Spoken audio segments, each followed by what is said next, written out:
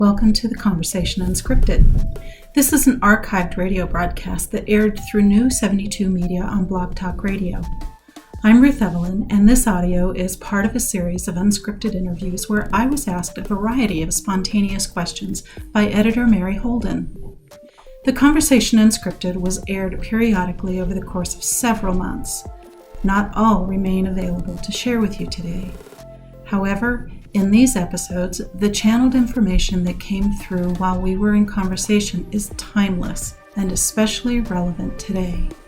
Please enjoy this conversation for yourself and share with others that we may continue to uplift well-being throughout our world. Good morning. It is January 14th, 2016, and this is The Conversation. I am Ruth Evelyn, and I am here with my co-host, Mary Holden. Good morning, Mary. How are you doing today? Good morning, Ruth. All is well here. How are you? I'm doing well. We have a little bit of business to attend to. This is our last show, and it is also a short show. Both of us have some pretty busy things coming up today for Mary, and I will be traveling over the next several months. So I don't know where I'm going to be, and I know that in some places I will not have cell signal. So for the perceived future, this will be the last show. And so with that said, Mary, what would you like to talk about today?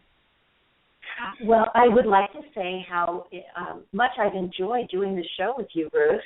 Figuring out ways to talk about things that are unseen, that we deal with as humans in this world where most things that we deal with are seen and we are able to deal with them, I think has caused maybe a little bit of a ripple in the way we've changed humanity just at the fact of doing this show. And the question I'd like to start out with today, and I think an appropriate theme for this show, is about manifestation. Yes, we are two very busy people, and as we go forward in our lives, I know that there are many things that we'd still like to accomplish.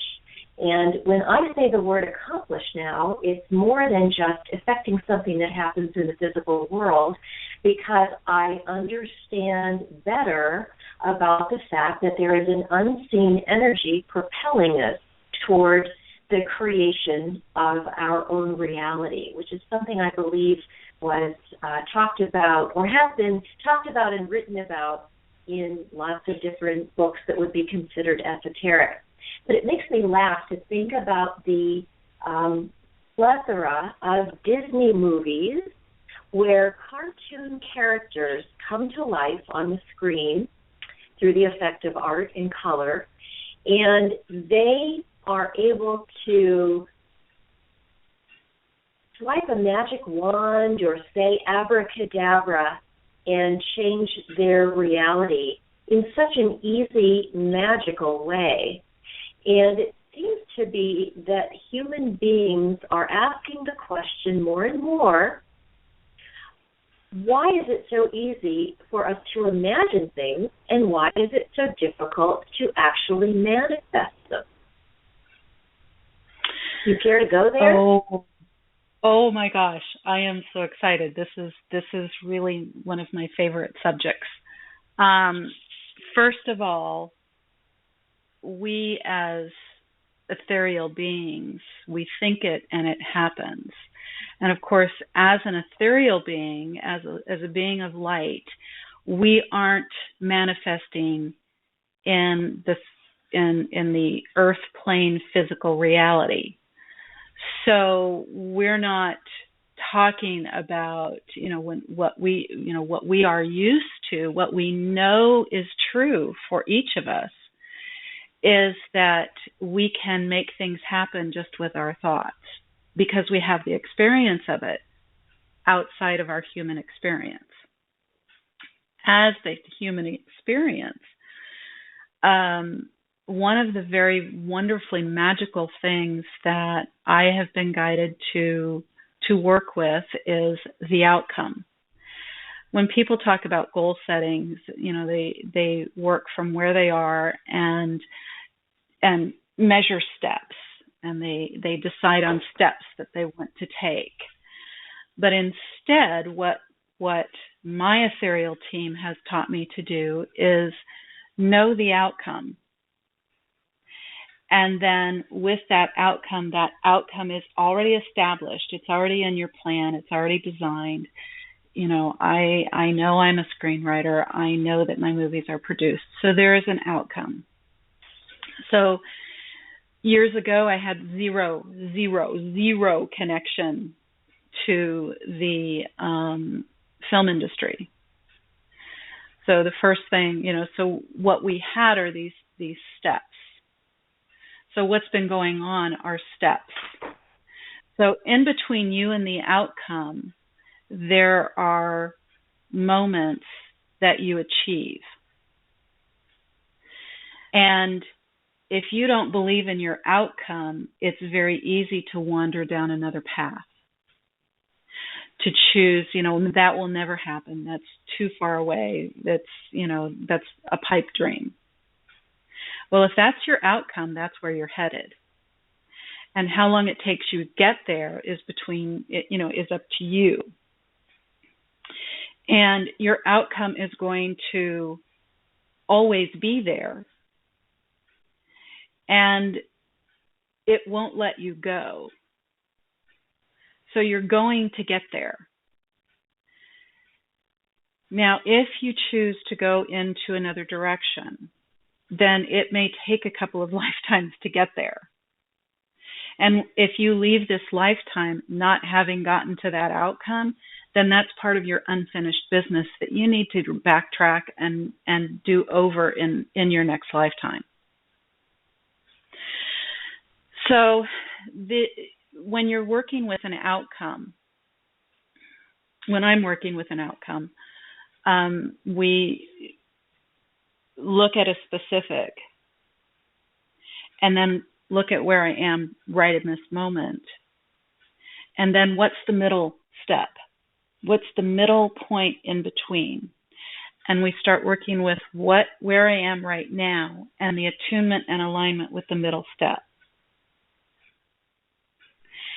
And for me as a writer, my middle step was to believe in myself as a writer.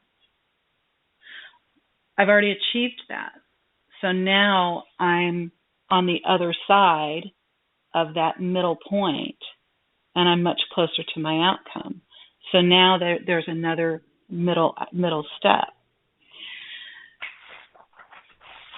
And do you want to talk about the example of your next middle step, because this is fascinating? Well, the next middle step was, of course, the connection into the film industry.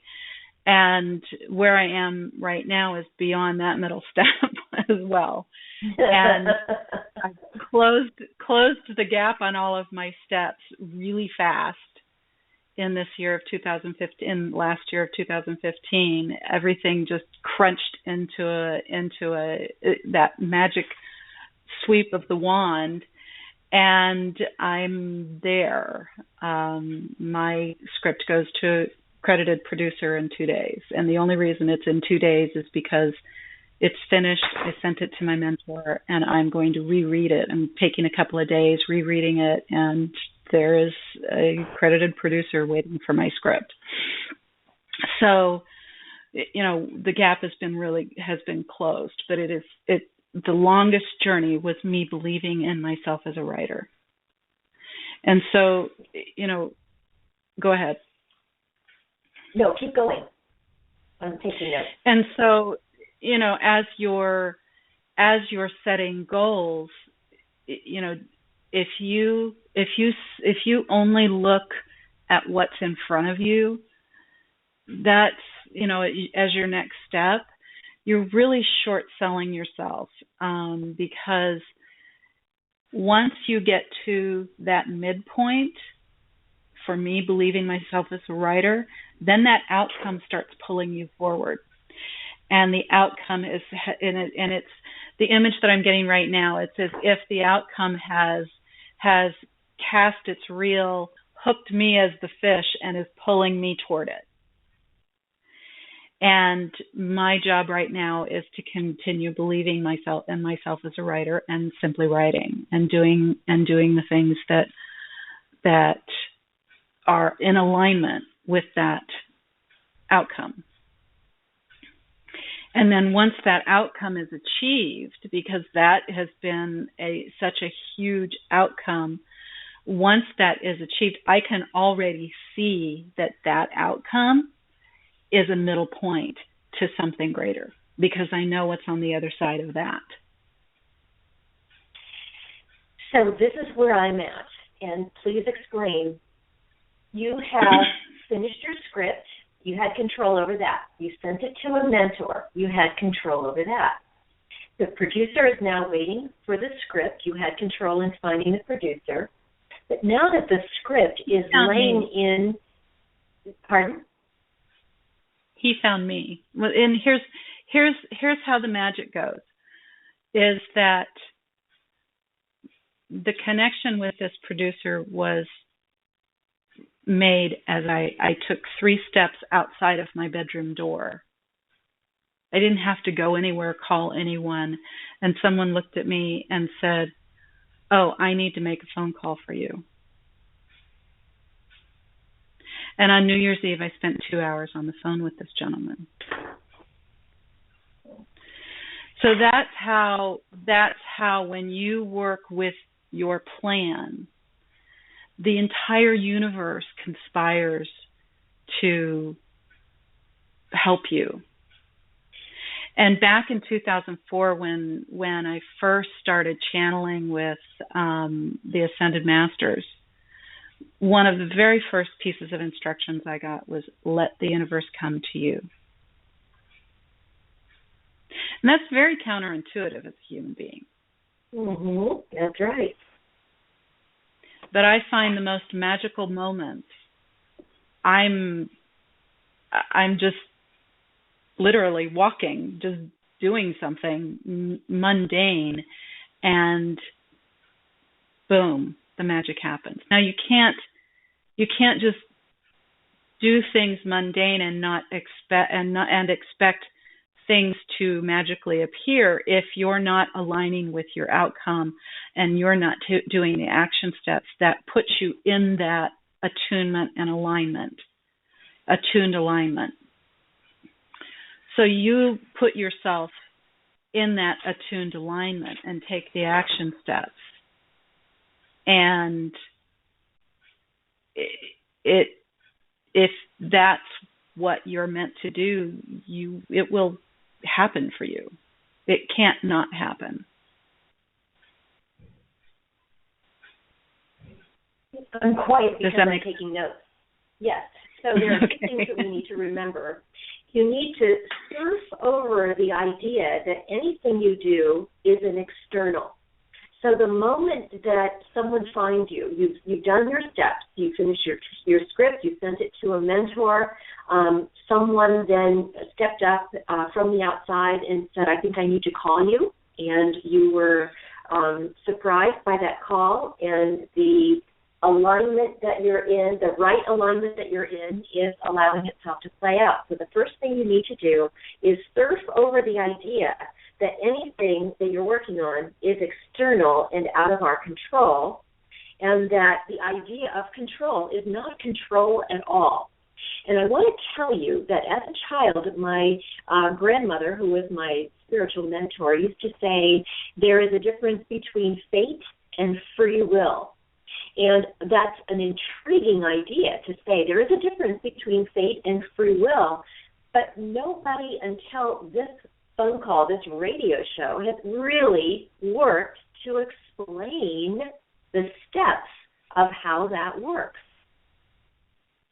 Thank you, Ruth. You're doing that. Yeah, free will and fate are two completely different things. Fate is your divine will, your divine plan. And what we mean by divine is that it's you and your plan, what you decided to do before you even got here, before you became a child of the family that you grew up in, before your teachers started molding you, before you became, for me, number 5 in a family of seven kids.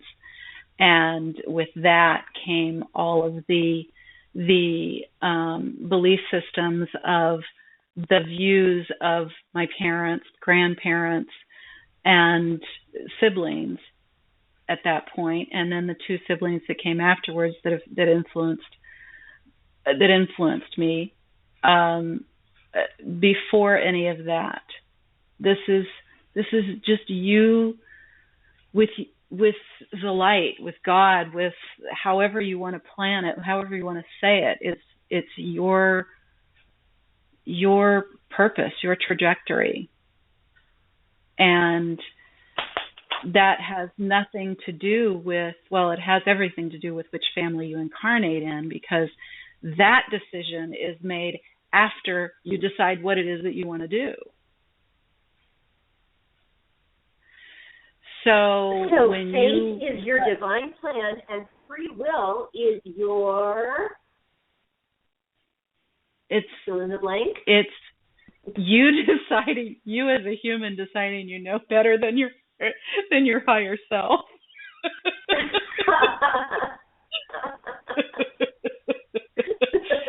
It's you looking around the world and seeing it as it is and thinking that this is the only tool that you have to work with.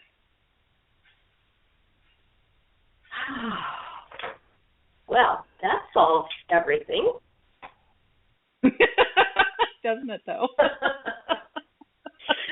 Ruth, earlier this week, we had a absolutely delicious conversation about technology and about human life and trying to understand all the layers at which we live. And I'm not sure who designed this system, and I'm sure that it's absolutely a perfect system. It's me, just me, finding flaws in it. And it is living life on all of the levels that we do during the course of the day. The garbage needs to be taken out because it smells kind of bad in there where it is right now. You need to get it out of the house. And then you go right after you get the garbage out, you go sit on the sofa and you think about, oh my gosh, I am having such a problem in this relationship, and I have no idea where I'm going to be going with it, or how I'm going to relate to this person, in tonight when I see them, or next week when we have something else planned. All of those layers are always factoring in. It's like we have, as a human being, we are just each a big pot of stew. And sometimes we're focusing on the carrots, and sometimes we're focusing on the potatoes. And it's constantly boiling and simmering and needing to maybe, come off the stove and be served. And then it needs to be put in the refrigerator and heated up for the next day. All of that just constantly going on. And we have little points in time where we go off into meditations, or we do something for ourselves in terms of self-care to get a little bit of relief just from the daily stew. What do we need to know about human life and all of its layers and diversity and range of emotion and intellectual choice to make things better? Well, and do we even need to do that? Well, it's a choice on what you focus on. And here's an example. If I have a pain in my leg and I focus on the pain in my leg, that pain can get worse, often gets worse. But if I focus on well-being, then that pain goes away. And well-being comes in and restructures whatever it is that is causing that pain, to remove that, to realign and reattune. So if you have problems in a relationship, if you have problems at work and you're focusing on the problem, then you're going to exacerbate the problem, and you're going to immerse yourself in what's wrong. So if you align yourself with the outcome of well-being, not even knowing what that looks like or what that is, you will suddenly see solutions fly forward. Conversations will happen conversations are arranged to take care of, to get you into the outcome, to get you into well-being. Now, and that's a really important statement. When you're focused on well-being, conversations are arranged so that to get you in, to catapult you into well-being. Meaning, if you have a difficult conversation and you're focused on well-being, then the unwell-being has to surface. You will face it. You will be presented with it. The conversation will be arranged for you, that opportunity. Now, if you don't open your mouth and have the conversation, then you're going to be revisiting the situation. But constantly, the conversation, the opportunity will be arranged for you. I'm going to ask you to give us go ahead. Like those pop-up things, those moles in the circus game that, they just pop up. Whack-a-mole. Conversations just happen. Yeah, there you go. Whack-a-mole. Let me see. I guess that's the best way to describe it. I mean, if you have a problem with someone and you're focused on the problem, you're going to be immersed in the problem.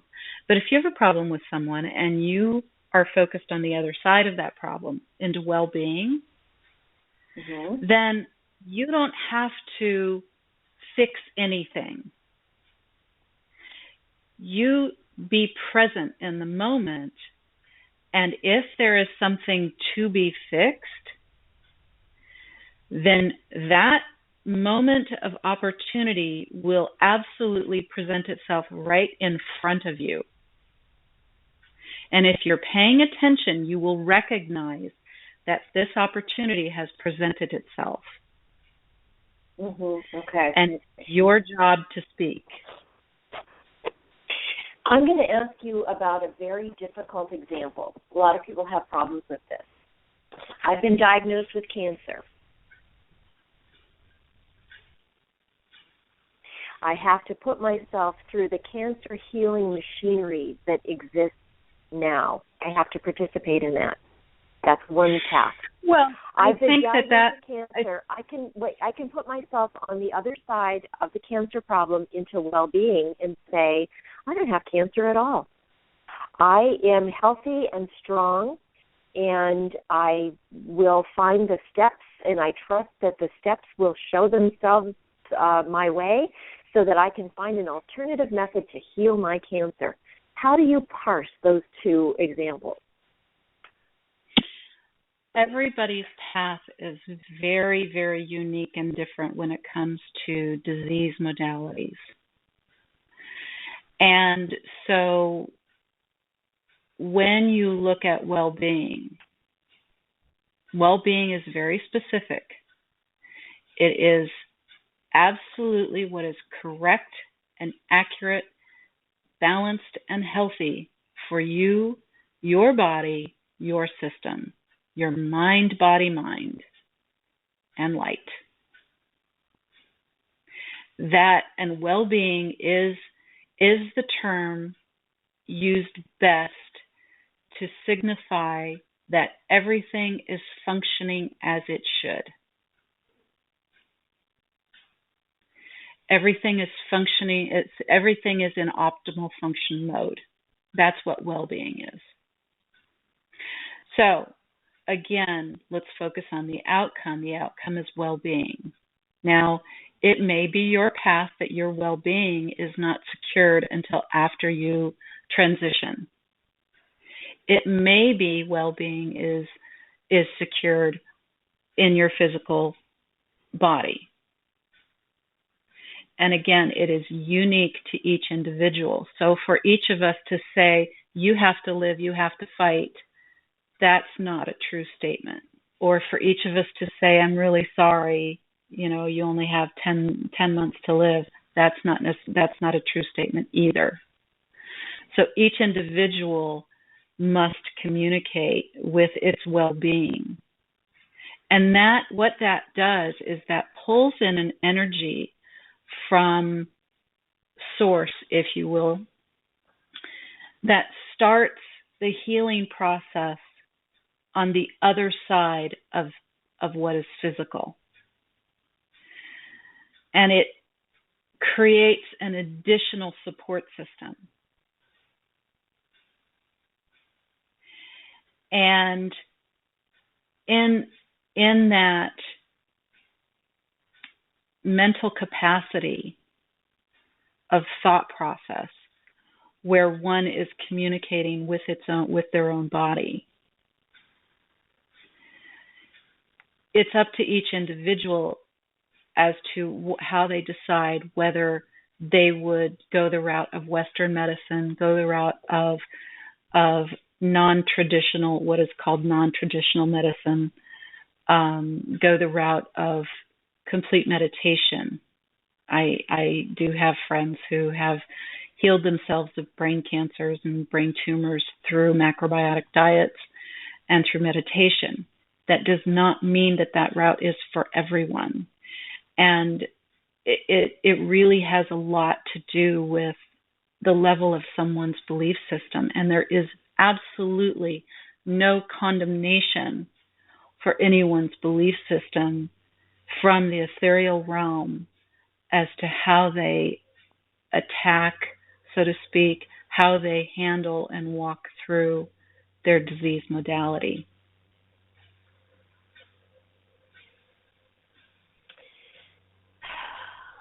You know, that feels like what you just said about there is no judgment in the ethereal realm about whatever you decide or however you make your choices along the way toward your own well-being.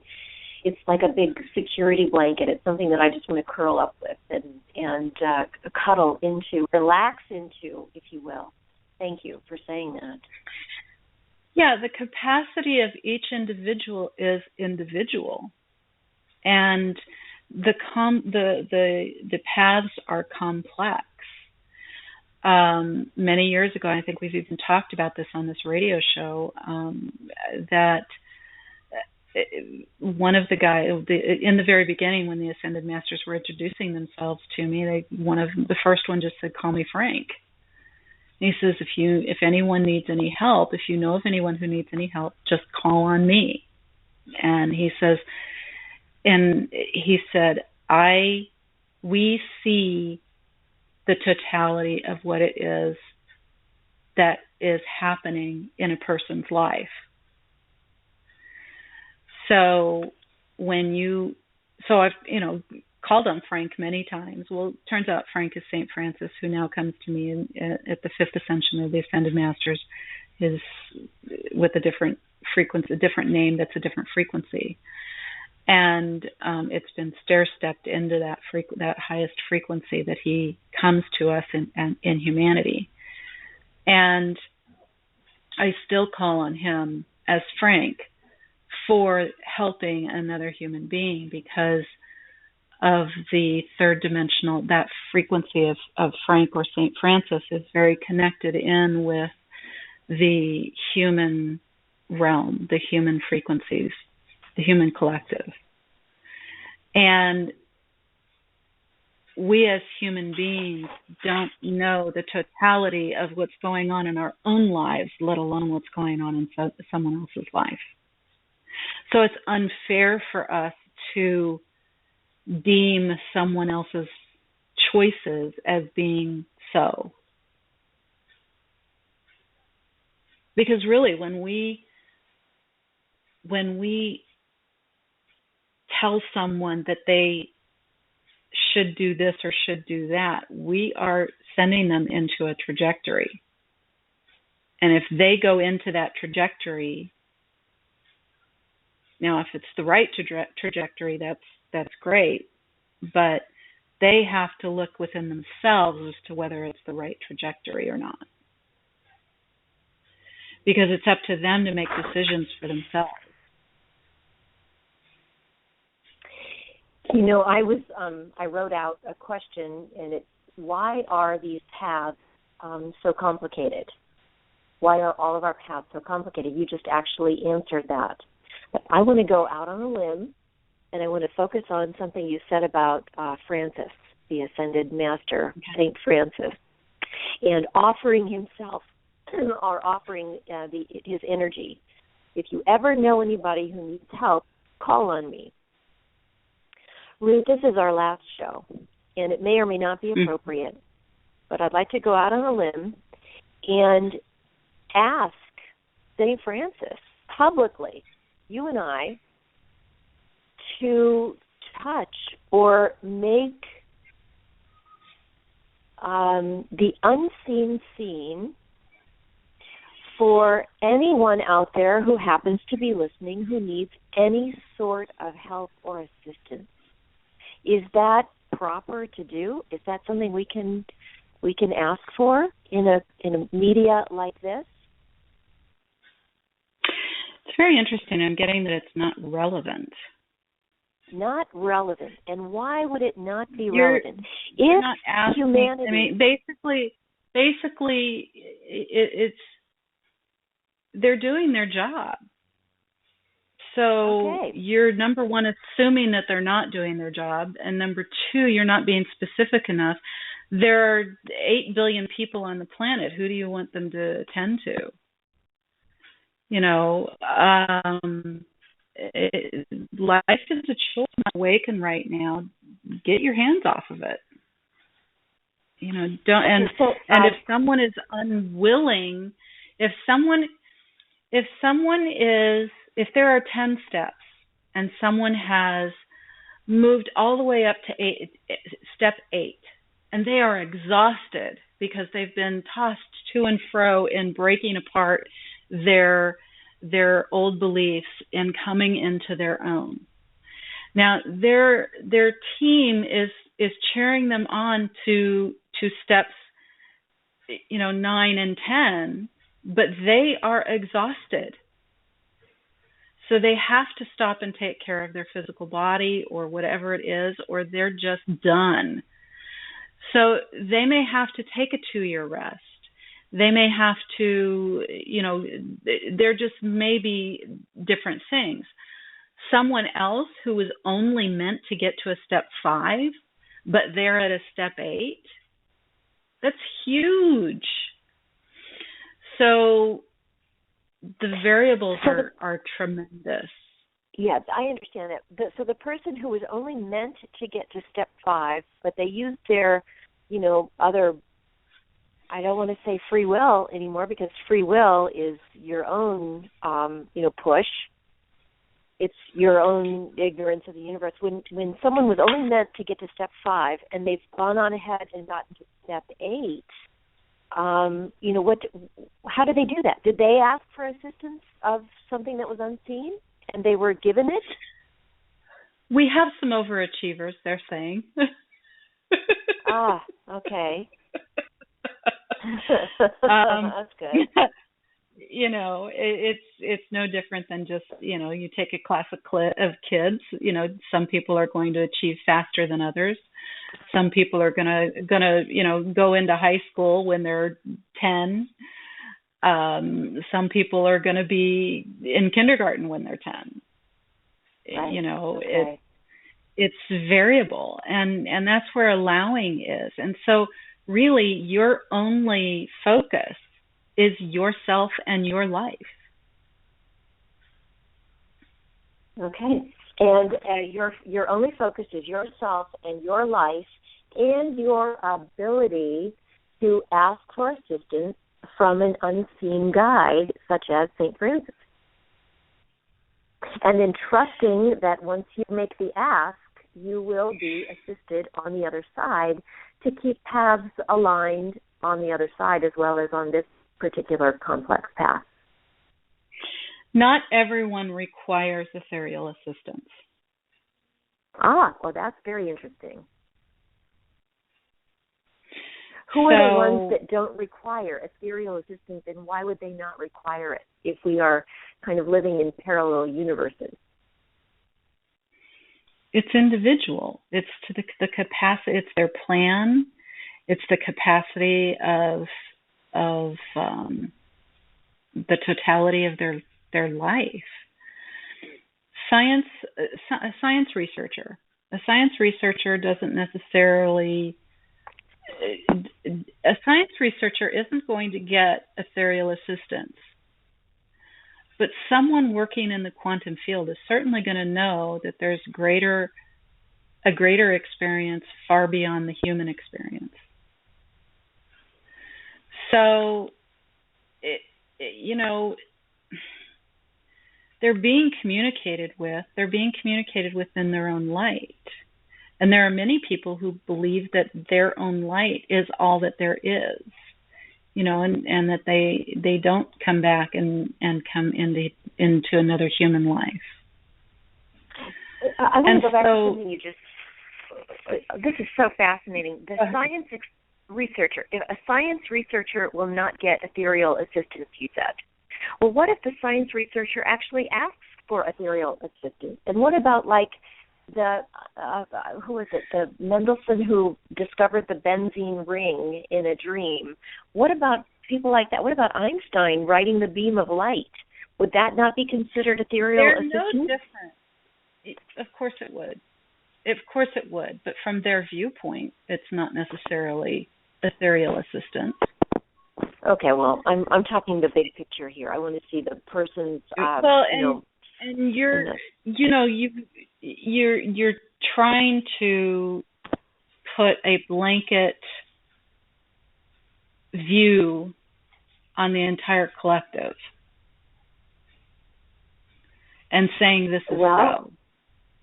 Well, but we are part of the collective. We are, and we opened the show with the external reality. We are part of the collective, but not everybody. It's like not everybody's going to choose to meditate to cure their brain cancer and eat a macrobiotic diet. Some people are going to choose chemo. So everyone has, it's individual. Some people fear the voices that they hear because they have been taught that they're evil, that they're dark, and that they, some people don't go to psychics because they believe that it's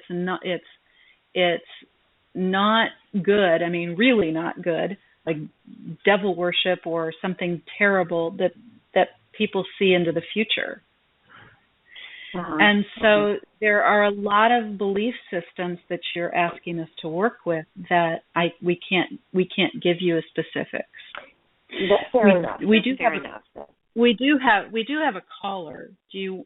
Yes, there's a caller. Catherine would like to understand a lack of love and why people must endure what feels like dry spells for lack of love. Would you like to have Catherine come in and join us? That would be great. Thank you. Good. Hello, Catherine. Hi. I was wondering. Ruth. Hi, Ruth. When you get to a place in your life where I feel like everything is good with me, and I'm in a good place in my head, but there has been just this lack of a partner, and I mean for a very long time. And I think to myself, what is it is there something I'm doing or I'm not seeing that I need to work on, especially when I feel like everything within me is at a good place,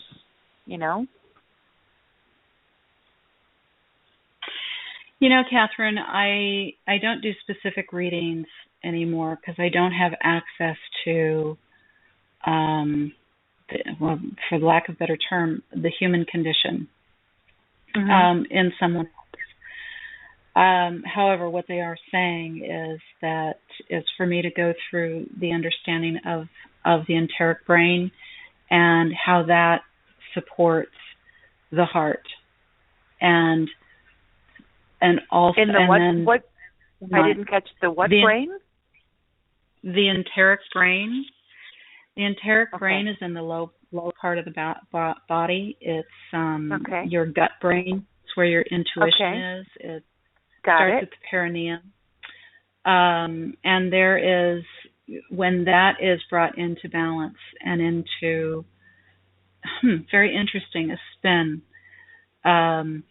your internal vortex starts at the perineum, and all you need to do is start communicating with your own internal love, internal life, frequencies, and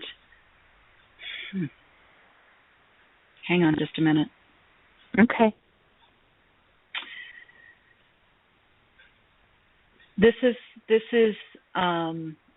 new information that I've never communicated before. There are, what we've worked with before in the internal vortex is starting with the 16 base frequencies, and then it grew to 42. They're now saying that there are 72 frequencies within your experience that aligns your inner balance, and that you have the wherewithal to study these frequencies and to know how they work within you. And when these frequencies come in, start fulfilling within your own system and your own body, then they will, with your interaction, begin fulfilling, and they create a balance. And what this spin does is it raises you, say, above the clouds, and it gives you a new view of who you are and how you are in this life. And above the clouds is where your partner is. We talked earlier about outcomes. When we have dreams and desires that are of our divine plan, they are at a resonant frequency that is high. And it's not about being pure. It's not about being perfect. It's about knowing, believe, love, knowing, believe, confidence, trust. And these are all trusting in yourself and having that inner dialogue and coming into that place of complete confidence and complete trust in yourself, in who you are, at that higher resonance, not as you attune to your job or your neighbors or your family. This is as you attune to your divine plan. And so as you attune to your divine plan, then you will have a different view of the scope of your world, and that's where your partner is. Your job is to raise your vibration raise your belief system in your body and in your mind to meet with that higher resonance, those high frequencies. And these 72 frequencies are all very high frequencies. They are not about lack. They are not about missing. They are not about disappointment. They are all about goodness, heart, kindness, love, joy, happiness, these types of frequencies. So that's what you have to align, and they're saying have to align with to meet with that partner, because that's the kind of relationship that you have been requesting, actually questing, not requesting. No, got it. That is the alignment where you two will meet. You won't meet in disappointment, joy, and missing. You will only meet in those frequencies. And they're saying end of story. Do you have any questions? Do you think that the 72 frequencies will be found through meditation? That was the first thing that popped into my mind when you started talking about that. Absolutely. You know, it's interesting. I do teach people how to do this, or I did in the past. don't know if I'm meant to teach you or if you just know. But I have been a meditator for many years, but I have not. Okay, I have kind of fallen off the wagon, for lack of better words. Got it. Okay. Get centered. Go ahead. Well, actually, they're saying get centered and get back on track. Okay. Because you're short selling yourself. You've settled for you've settled for step number 8.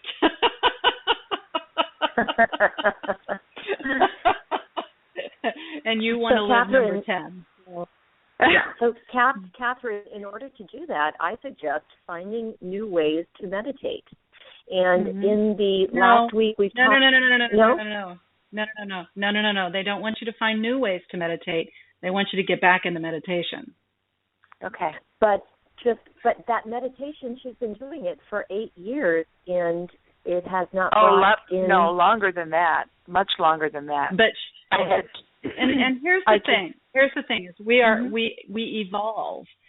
We evolve. Just as the example of me coming to the place of believing myself as a writer, and then boom, everything just boom, boom, boom in 2015. Right.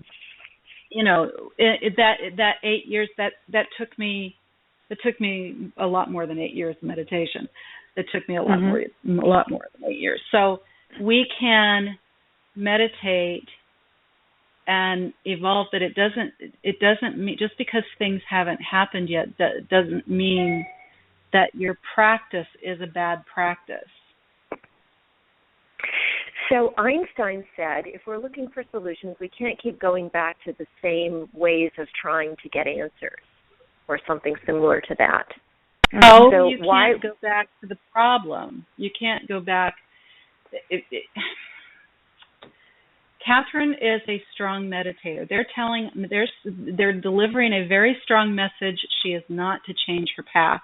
And this is a really good example, Mary, of trying to tell someone what to do, of being different or changing or any of that. So they're delivering a very strong message of just get back to your practice and pay attention.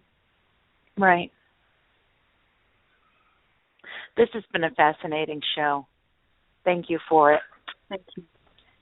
I'm going to keep on listening. I'll keep on listening offline, but it's been a pleasure to listen to the messages. So thank you both. Great question. Great. Thank you. Okay. Bye-bye. Bye-bye. So, Ruth, we have a few minutes left. This is our last show, and I'd like to just leave an open door for you to come in with what you'd like to leave your listeners with.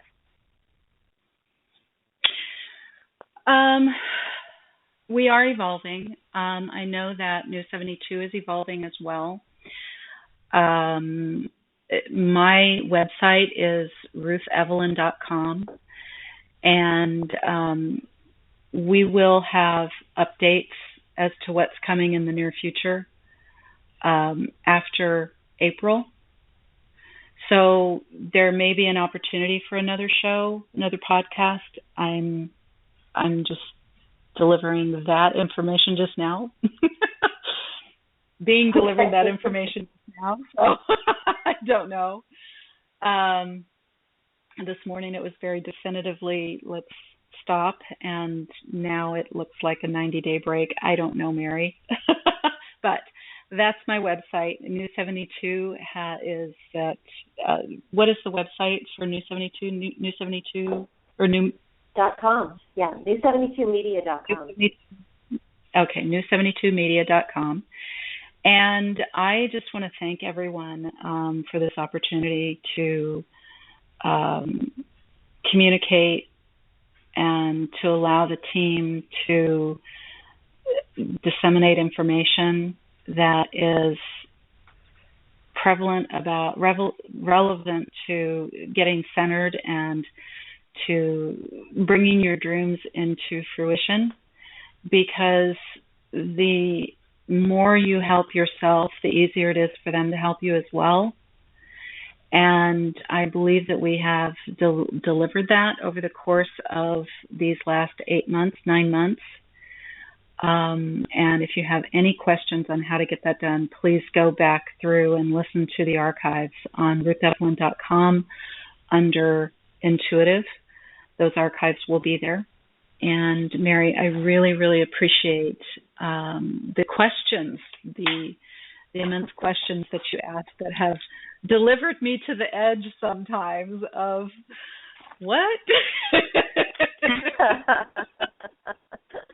Well, I really love it when they come in, when your team comes in and slaps me back. I enjoy that tremendously because that's when I feel that the resistance is where we learn. This is the crucible, and being able to ask the questions has been a tremendous honor and privilege for me, Ruth. Thank you very much. We'll leave the door open for potential future shows and hope that people will keep following through New72Media.com and through Ruth Evelyn. And your website again is? RuthEvelyn.com. RuthEvelyn.com. Yeah. And I would remind everybody that truth is one letter away from Ruth. So when you are seeking truth in your life, remember Ruth Evelyn. Oh my God, that's embarrassing. No, it's really not. I'm loving that we were delivered the message that 72 is an important number. So that's quite a gift for New72 Media. And I'd like to thank Kelly Lair and Cinda Stevens-Longway for making these radio shows possible, and look forward to working with both of those exquisite human beings in the near future. Thank you, everyone. I appreciate it. So are we complete? I feel very complete. How about you? I do too. Let's all go on and have a great day. Thank you, everyone. And with that, the conversation unscripted is complete. Thank you.